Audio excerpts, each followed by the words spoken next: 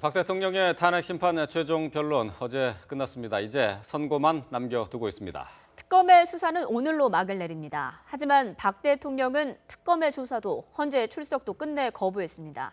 이와 관련한 내용 강신업 변호사 그리고 김우석 미래전략개발연구소 부소장과 함께 짚어보겠습니다. 안녕하세요. 안녕하십니까? 네, 안녕하세요.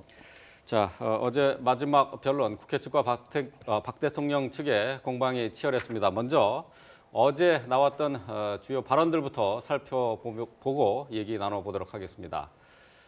어제 박 대통령 탄핵 심판 최종 변론에서 국회 측은 모든 소추 사유가 인정된다라고 이렇게 밝혔고요. 권력을 밀접한 이념을 위해서 잘못 사용했다라고 주장을 했습니다.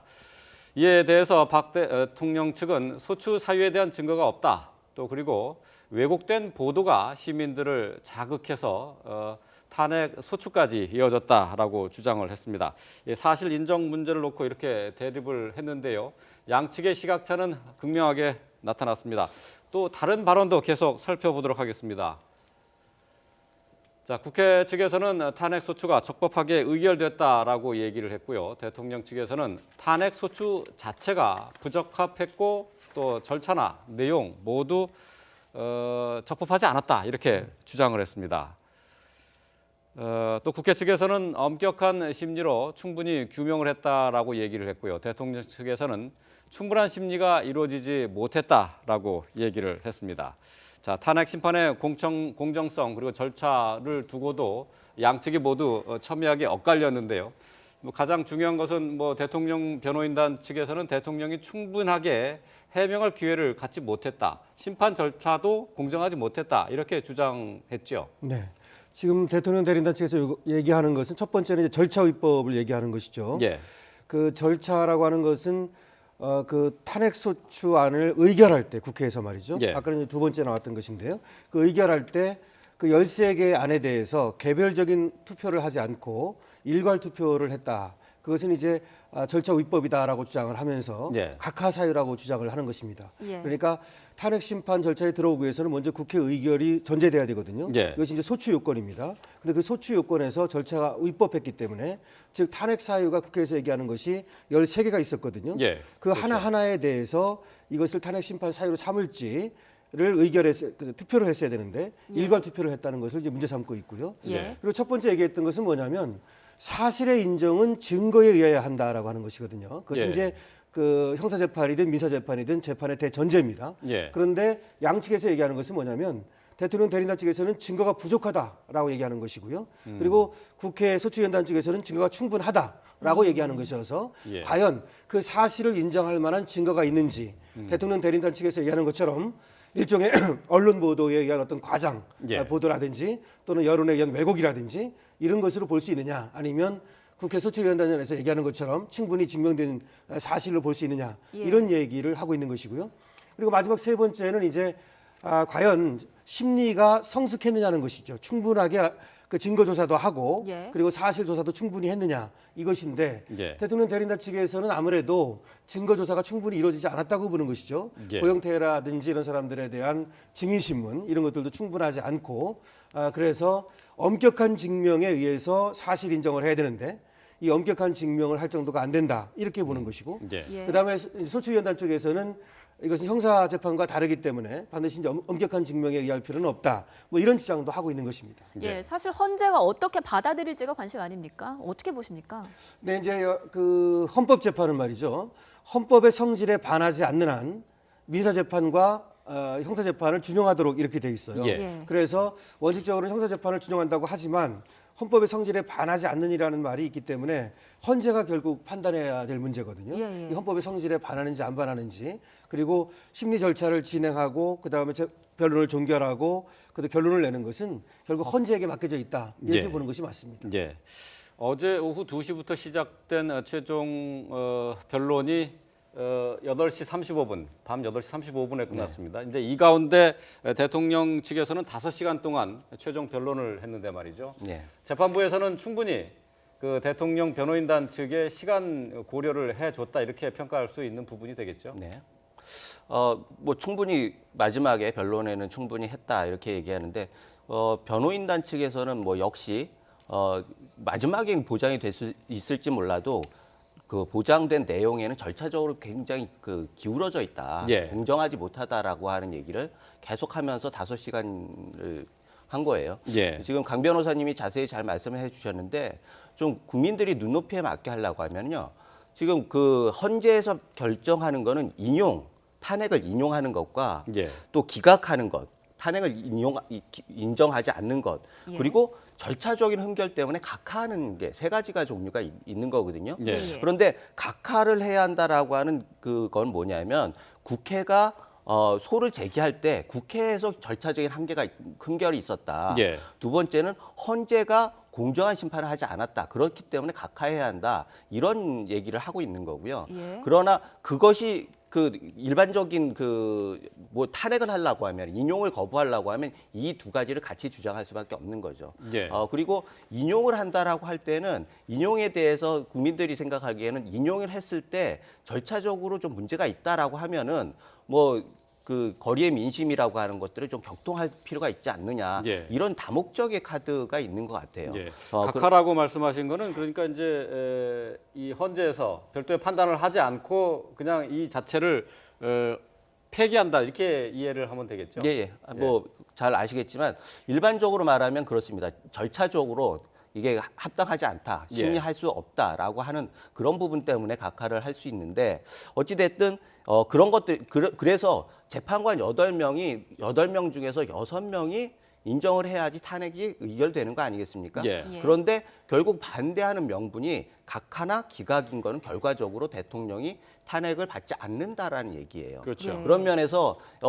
기각을 하거나 각하를 했을 때는 인용을 하지 못한다라고 하는 결론에 도달합니다. 그런 걸 보면은 지금 변호인단의 전략은 각하를 주장하거나 기각을 주장한다라고 하는, 그러면서 6명을 채우지 않겠다라는 건 명백한 거고, 예. 그것이 헌재에서 8명의 재판관 중에서 과연 각하와 기각을 얼마나 할지, 이것들이 관심이 있는 거죠. 그런 예. 면에서 전략적으로 좀 합당한 부분이 아닌가 이렇게 생각하는데, 헌재 입장에서는 그렇습니다. 헌재 입장에서도 결론을 내놓고 뭔가 근거를 찾으려고 하면은 각하의 근거나 기각의 근거가 있어야 하거든요. 또 인용이라고 하는 것들은 포괄적인 그 범위이기 때문에, 그래서 헌재 입장에서도 몇 가지 선택지를 놓고 예. 결정을 할 수 있다, 이렇게 볼 수 있습니다. 아, 예. 예, 어제 변론 또 뭐 예상과는 달리 차분하게 진행이 됐습니다만 김평우 변호사는 또다시 막말 논란이 있었어요. 한 발언들이 있는데 함께 보시죠. 비선 실세의 뜻도 모르면서 대통령을 잡겠다? 이런 말을 했고요. 여기에 대해서 이정미 대행은 잡겠다는 말은 지나치다. 용어 선택에 대해서 신중하라라고 말을 했습니다. 네, 또 그리고 김평우 변호사가 젊은이들이 탄핵 소추장으로 국어 공부를 하면 큰일 난다. 세월호 같은 재난 사고가 안 생길 것 같냐? 이런 말들을 쏟아냈는데 글쎄요. 김평우 변호사가 전면에 등장한 이후에 대리인단의 분위기도 다 바뀐 것 같아요. 네, 그런 점이 있는 것 같습니다. 사실은 이제 용어를 어떻게 선택하느냐는 것은 네. 이 변론을 진행하는 데서 굉장히 중요한 전략입니다. 예. 그래서 때로는 그 하나의 용어가 전체 분위기를 지배하고, 그리고 아주 그 효율적으로 자신의 의견을 재판부에 전달하는 이런 수단이 될 수도 있거든요. 예. 예. 근데 지금 이제 얘기하는 것은 뭐 막말보다는 이제 거친 말 정도라고도 볼 수 있겠는데요. 어쨌든 간에 김평우 변호사는 자신의 어떤 그 변론의 어떤 또 정당성이라든가 내지는 그런 것들을 재판부에 전달하는 방법으로 좀 강력한 용어, 강한 용어를 쓰는 것을 전략적으로 선택했다라고 보여집니다. 전략이었다. 그리고 저것이 어쩌면 좀 여론의 지탄을 받고는 있지만 자신의 의견을, 그리고 이 지금 탄핵에 대한, 대통령을 탄핵하는 것이 부당하다라고 하는 그런 의견을 전달하는 데는 일부 성공한 것으로도 볼 수 있는데요. 예. 다만 그것이 어떤 쪽이 더 유리하냐 하는 것은 재판을 해보면 좀 차분하게 논리적으로, 그리고 사실과 증거 이렇게 해서 그렇게 차분하게 진행하는 것이, 그리고 변론을 진행하는 것이 더 도움이 되거든요. 예. 그래서 지금 저것은 그 대리인단 간에도 어떤 그 합의라든가 이런 것들은 잘 안 되고 김평우 변호사의 어떤 독단적인 그런 변론 방식이 아닌가 이렇게 생각은 됩니다. 예. 이제 선고만을 남겨놓고 있다 이렇게 얘기를 할 수 있겠습니다. 이제 최종 판결 선고가 3월 10일 또는 13일 이렇게 뭐 예상들을 하고 있는데 말이죠. 앞으로의 절차를 간단하게 좀 살펴보는 것도 좋을 것 같아요. 그러니까 지금 현재 이제 상태에서 결정문을 미리 이제 평의를 통해서 결정문을 미리 작성을 한다고요. 그렇죠. 지금 그 인용하는 것과 기각하는 것 두 가지를 만들어 놓고 지금 예. 언론에 보면은요, 그걸 가지고 계속 그 평의를 하다가 마지막 순간에 결국은 합의를 그 투표를 해가지고 예. 결국 그 6명 이상이 되면은 인용에 있는 결정문을 발표를 하는 거고 예. 소수 의견으로 기각을 얘기를 할 수도 있겠죠. 그거뿐만 아니라 기각이 됐을 경우에 기각의 결정문을 발표를 하고 예. 인용을 소수 의견으로 낼 수가 있겠죠. 그러니까 기각과 인용 그 두 가지 모두의 결정문을 미리 작성한다는 얘기죠. 네네. 그래서 이런 게 가능하죠. 헌재에서는 근거를 대면서 요새 그 가짜 거짓 뉴스 이런 것들이 많지 않습니까? 예. 헌재에서는 뭐 기각을 했대더라, 인용을 했대더라라고 하면서 실질적으로 그 인용 문안이 나오는 경우가 있을 수 있어요. 예. 그런데 그것도 다 결국은 거짓 뉴스라고 하는 것들이 증거가 될 수 있는 거예요. 지금 둘 다 만들어놨기 예, 예. 때문에 예. 그런 면에서 마지막에 이걸 그 절차적으로는 둘 다 만들어놓지만 마지막으로 심판 그 재판관들이 6명 이상을 넘길지 말지 그거는 끝까지 투표를 해봐야지 하는 거죠. 그러니까 결정되기 전까지는 그 이 기각인지 인용인지 알 수 없는 맞습니다. 상황에서 이제 네. 계속 평의가 진행이 되는 네, 거고. 평의를 이제 지금부터 거의 매일 합니다. 예. 그래서 예. 평의를 해서 평의를 할 때는 주심이 먼저 이제 그 개요를 얘기하고요. 그리고 후임 재판관 순서로 이제 의견을 얘기하는 식으로. 그래서 마지막에 헌법재판소장 지금 권한대행이죠. 예. 그런 식으로 매일 평의를 하고요. 예. 그다음에 중요한 것은 이걸 미리 기각 결정문과 인용 결정문을 다 써놓는 이유는 끝까지 알 수 없기 때문입니다. 예. 그래서 선고 날 판결을 할 것으로 생각이 되거든요. 예. 판결이라고 하는 것은 이제 그걸 투표에 붙여가지고 이걸 각하할지 인용할지 기각할지 이것들을 8명이 투표를 하는 겁니다. 예. 그것이 이제 마지막 날 지금은 상당히 이게 그 여론도 아주 부딪히고 있고 그 예. 공정성도 문제가 되고 있기 때문에 선고하는 날 판결할 것으로 보이거든요. 예. 그렇기 때문에 양쪽을 다 써놔야죠. 예. 그런 이유가 하나 있고요. 또 하나는 보완의 이유입니다. 예. 양쪽 하나만 쓰면 이것이 어떤 방법으로든지 새 나갈 수가 있어요. 예. 그럼 미리 알 수 있지 않습니까? 예, 그렇죠. 기각 결정문을 쓰고 있다더라 이렇게요. 예. 그렇기 때문에 그런데 양쪽 다 그런데 써놓는 말이죠. 겁니다. 평의를 통해서 이제 헌법재판관들이 서로 의견을 내놓는단 말이죠. 네, 그러면 그렇습니다. 대강 네. 그 결정이 어떻게 나겠다 짐작할 수 있는 건 아닌가요? 알죠. 그렇기 때문에 그것이 이제 도청 장치도 다 돼 있고 아무도 알 수 없게 다시 말하면 그 헌법재판관 외에는 연구관도 알 수 없게 직원도 예. 알 수 없게 그래서 그 재판관들만 들어가고 모든 도감청 장치를 해놓습니다. 그래서 그 8명은 평의를 하다 보면 어떻게 흘러가고 있다는 걸 알 수 예, 있겠죠. 그렇죠. 그래서 그분들은 이제 당연히 비밀을 지키는 것이고 이렇게 진행이 되는 겁니다. 예. 예, 그런가 하면 박 대통령은 헌재의 최종 변론에 끝내 모습을 드러내지 않았습니다. 뭐 최종 서면 진술서 내용에서도 나는 사익을 추구하지 않았다라는 기존 입장을 반복했는데 예. 박 대통령 이런 태도 어떻게 보십니까? 일단은 뭐 사익을 추구하지 않았다, 그 일원도 받지 않았다, 개인을 위해서 이런 것들은 뭐 일정 정도 지금 드러나지 않은 이상은 뭐 인정이 될 수 있는 부분이에요. 결과적으로 뇌물죄에 대한 본인의 그 항변 뭐 이런 것들 아니겠습니까? 결국 예.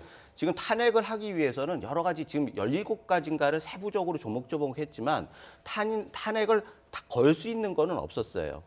마땅치 않았어요. 그래서 뇌물죄가 결국은 그게 인용되느냐 안 되느냐 그게 결정적인 근거가 될 것 같은데 그 부분을 정확하게 찝어가지고 대통령 입장에서는 나는 뇌물을 받지 않았다라고 하는 것들을 항변하고 있는 거죠. 예. 그런 면에서는 뭐 나름대로 전략적인 그 포인트는 있는 것 같고 그러나 성실하게 임했느냐라고 하는 부분들에 대해서는 많은 아쉬움이 남는 건 사실입니다. 사실 대통령이라는 자리가 국민들과 소통을 계속 해야 한다고 얘기를 들었잖아요. 그리고 소통이 제대로 되지 않아가지고 결국 이 사태까지 왔는데 헌재 재판 탄핵 국면에서도 국민들하고뿐만 아니라 헌법기관들하고의 소통을 제대로 했느냐라고 하는 부분들에 대해서 많은 아쉬움이 남고 결국은 지금 법률과 헌법에 대해서 명확하게 근거가 되지 않는데 만약에 탄핵이 된다면 그런 것들이 기반이 돼가지고 탄핵이 되는 것 아닌가라고 하는 그 예측도 해볼 수 있어요. 예. 그런 면에서는 좀 적극적으로 했으면 좋겠다라는 생각이 있고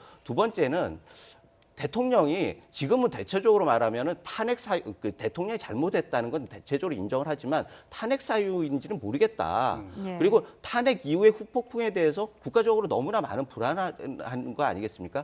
그러면은 대통령이라고 하면은 사실 본인의 결단에 의해서 탄핵의 효과에 준하는 뭔가 책임을 지는 모습을 보여야 하는데 예. 탄핵의 결과를 끝까지 그냥 보겠다라고 예. 하는 것들은 좀 책임이라고 하는 측면에서는 좀 예. 아쉬움이 있는 거 아닌가. 뭐 그 가운데 그 의견서에서 내놓은 내용 가운데 그 뭐 구체적인 좀 사실을 좀 이렇게 관계를 좀 파악을 해봐야 될 부분이 있을 것 같긴 해요. 모든 혐의에 대해서 다 부인을 했는데 그 중에 특히 재단 설립과 관련해서 자신은 관여하지 않았다라고 얘기를 했는데 지금까지 국회 청문회 그리고 이제 형사 재판 과정에서 여러 가지 개입했던 정황이 드러나 있는 상황 아닙니까? 근데 그것도 이제 부인한다 하는 차원에서 좀 비판이 좀 있을 수밖에 없을 것 같아요. 그렇죠. 사실은 상식적으로 보면은 사실 좀 무리한 측면이 꽤 있었습니다. 그런데 내부 지금까지 그 청와대 내부를 보면은 대통령은 완전히 고립돼 있었거든요.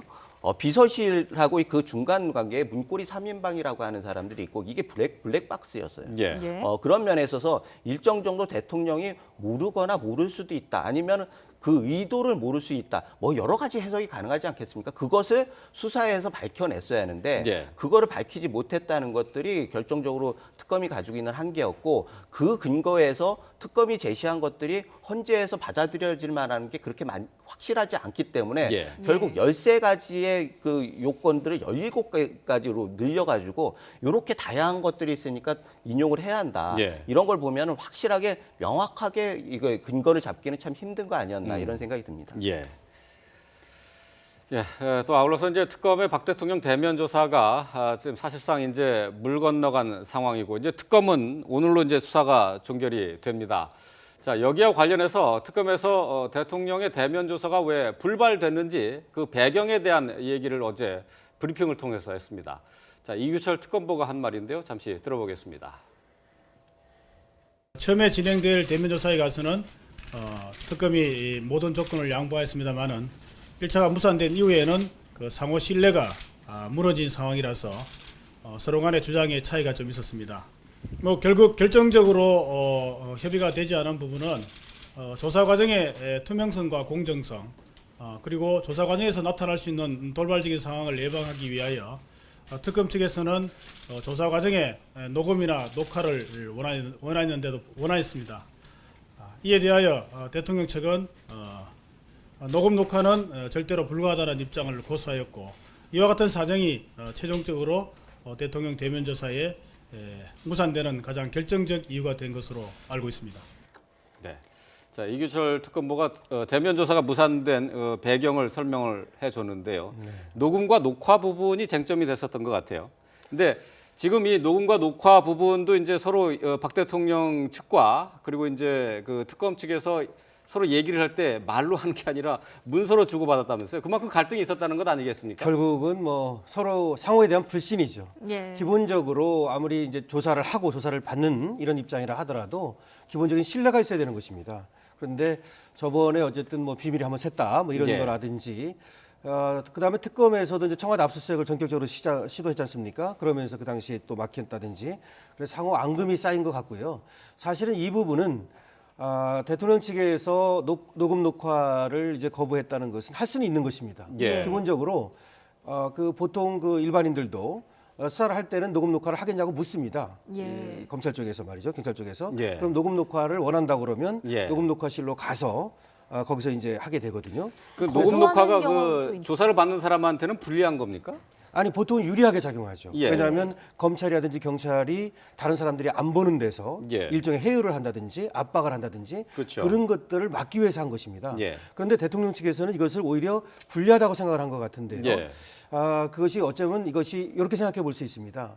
지금 그 받는 장소가 조사를 받는 장소가 청와대거든요. 그럼 특검은 청와대 안으로 들어가야 되고 거기는 비서진들도 있고 또 경호관들도 있고 예. 이렇기 때문에 어쩌면 특검이 불리한 입장에서 조사를 할 수도 있는 것이기 때문에 예. 나중에 그리고 다른 말이 나올 수 있습니다. 예. 그 다른 말을 차단하기 위해서 특검은 녹음 녹화를 원한 것인데 대통령은 오히려 녹음 녹화를 하게 되면 이것들이 바깥으로 나가게 되고 그것이 혹시 이 탄핵 심판이라든가 자신의 어떤 의상을 실추시키는 예. 이런 것들을 이제 걱정한 것 같습니다. 애초에 특검 조사를 받을 생각이 있었느냐 하는 생각도 듭니다.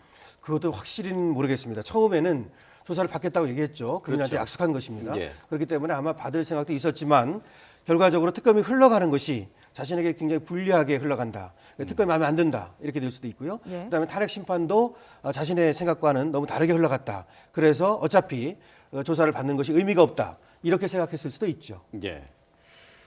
자, 이제 어제 황교안 대통령 권한 대행이 특검의 이제 수사기한 연장 요청에 대해서 불승인하겠다 이렇게 밝혔습니다. 이 때문에 이제 특검 수사는 이제 오늘로서 중단이 되는데 정치권이 떠들썩합니다. 야 사당을 중심으로 해서 특검법을 재발의할 움직임도 보이고 있고요. 또 황교안 권한 대행에 대해서 탄핵을 준비하는 그런 움직임도 있습니다. 탄핵 가능성 어떻게 보십니까? 일단은 뭐 현실적으로 굉장히 어려움이 있는 건 사실입니다. 언론에서도 나오듯이 절차적으로도 굉장히 어려운, 여당이 반대하는 안은 여러 가지 뭐 한계가 있는 것 같고, 저거는 일종의 정치 공세가 아닌가, 그리고 예. 그게 헌재에 대해서 강한 압박을 하려고 하는 의도가 아닌가라는 생각도 들고요. 예. 오늘 아침에 오면서 보니까 좀 뭐 추미애 대표가 뭐 기자회견 하는 것도 사실 그 내용 자체보다는 그런 그 감정 이런 것들을 국민들한테 좀 보여주고 싶은 그런 예. 것들이 있지 않았나 그런 생각이 듭니다. 그런데 여기서 우리가 좀 생각해야 할 게 이게 역설적인 것들이 있어요. 왜냐하면 탄핵이 인용됐을 때 다음 대선에 유리할 거냐, 그 보수 진영이나 진보 예. 진영에서 유리할 거냐 불리할 거냐 다른 얘기들이 있거든요. 탄핵이 인용되면은 대선 과정에서는 좀 진보 진영이 불리할 수도 있다라고 예. 하는 얘기가 있고, 기각이 되면은 대선 국면에서 보수 진영의 재집권은 좀 어렵지 않겠느냐라고 하는 얘기가 있고, 또 보수 진영의 많은 사람들은 이번에 황교안 대행이 특검 연장을 해주는 게 맞지 않느냐 이런 얘기도 있어요. 예. 왜냐하면은 어차피 지금까지 70일 동안 했는데 내용이 없고 앞으로 특별히 나올 게 없는데 이런 경우에 있어서 왜 그거를 중간에 못하게 하느냐 해주고 예. 그 다음에 거기에 대해서 책임을 지게 해야 한다라고 하는 얘기들도 있어요. 그런데 많은 보수 진영이 있는 사람들은 그럼에도 불구하고 자꾸 재벌들 조사를 하고 이렇게 하면서 경제적인 불확실성 이런 것들이 커지니까 황 대행에 대해서 뭐 그 결정에 대해서 존중을 해야 하는 거 아니냐 이런 것들 얘기가 있는데 예. 결과적으로 보면은 어떤 것들이 더 유리하냐. 라고 하는 부분들에 대해서는 좀 더 지켜봐야 한다. 예. 예를 들자고 하면은 문재인 대표가 지금 황교안 대행을 받고 다른 분을 총리를 해야 한다라고 할 때 반대하지 않았습니까? 그렇죠. 그것이 결과적으로는 오늘날 특검 연장 기간 연장의 반대의 빌미를 주지 않았느냐 이런 예. 생각을 하면서 이게 찬반의 역설이라고 하는 것들이 앞으로 한 2개월여간에 어떻게 반영이 될지 지켜볼 만한 일입니다. 예, 실현 가능성은 뭐 거의 없다라고 보셨는데 만약에 절차가 진행된다면 법적으로는 어떻게 진행이 됩니까? 이와 관련한 법이 있습니까? 지금 지금 이제 황교안 권한 대행이잖아요. 네. 근데 이제 국무총리, 예. 대통령 권한 대행 국무총리죠. 그렇죠. 예. 이제 그러면 국무총리입니다. 국무총리이기 아. 때문에 만약에 탄핵을 이제 국회에서 의결하게 되면 3분의 1의 발의와 그리고 과반수의 찬성으로 예. 국무총리는 과반수거든요. 예. 이렇게 이제 의결할 수 있는 것이고요. 다만 이제 국무총리에 해당하는 탄핵 소추를 할 수 있다는 네, 얘기군요. 그렇죠. 할 수는 예. 있죠. 근데 그건 이제 사유가 있어야 되지 않습니까? 예. 아까 말씀하셨듯이 그걸 뭐 국회에서 지금 뭐 과반수를 차지할 수도 있으니까요. 그건 가능하겠지만 헌재로 넘어갔을 때 과연 탄핵 사유가 존재하느냐? 그럼 탄핵 사유라고 하는 것이 이 특검 기간을 연장해 주지 않았다. 예. 청와대 압수수색을 허락하지 않았다. 뭐 이 정도인데 그것은 탄핵 사유가 될 수는 없다고 보죠. 그렇습니까? 예. 탄핵 사유라고 해서 헌법 위배, 예. 법률 위배인데 예. 그것은 법률 위배나 헌법 위배는 아니지 않습니까? 예.